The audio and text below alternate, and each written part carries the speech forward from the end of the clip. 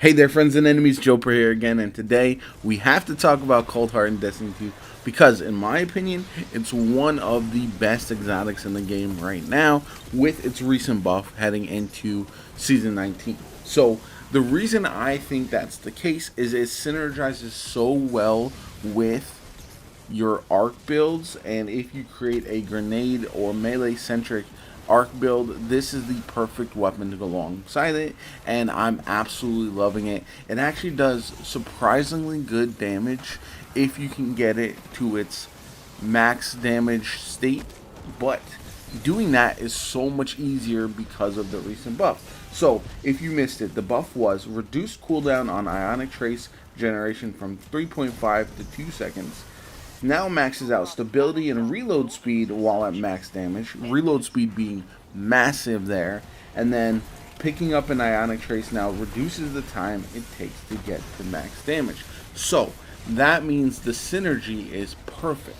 And if you create an Ionic Trace build already with your arc character, you're going to be generating them quite a bit anyway, and that's going to mean you're going to pretty much permanently be in a max damage state if you create that loop. If you don't even focus on Ionic Traces for your build, you can still keep it max damage a lot of the time and just do really good damage to yellow bars and high level enemies, but also to bosses, surprisingly.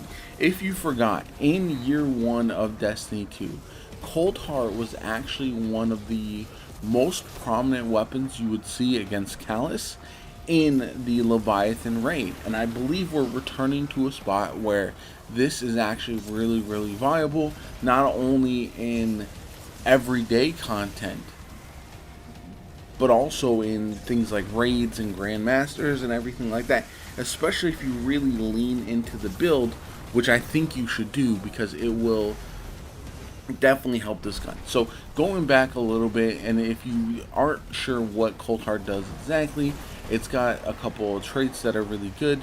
The longest winter periodically generates ionic traces while in its high damage state. That is what got buffed essentially in this latest patch.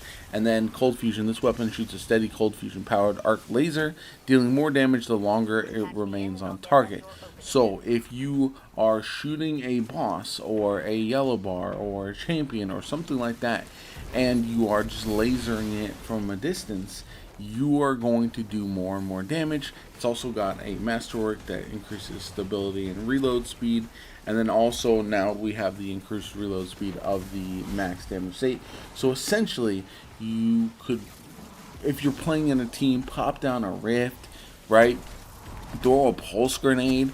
You can get the ionic trace from that, and that'll be helpful if you want to, or if you generate ionic traces in other ways, especially as a warlock. This is a weapon that the gameplay, I'll be on my Titan because I really enjoy the Titan gameplay of the storm grenade build, and this just really allows me to not only have my ionic traces so I'm getting my abilities back faster, but also buff the trace rifle as well. And then you combine that with how strong the storm grenades are with Heart of Inmost Light, and it just feels like a really, really good fit.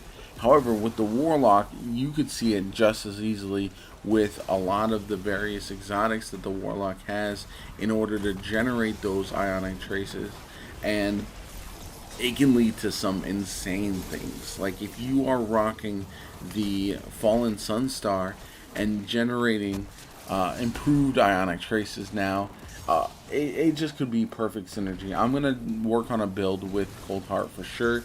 I just wanted to talk about the gun and let people know that you should absolutely be using this regardless of whether your build is perfect or anything.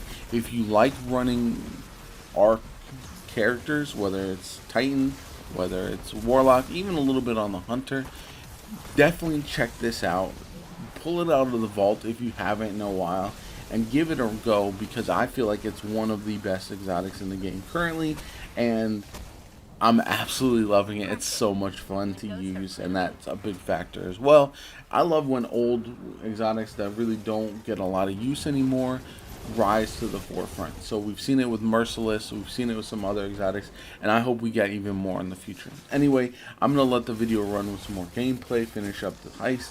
If you enjoyed the video, hit the like button, subscribe to the channel. If you haven't already, my name is JoPa. I hope you have a good one.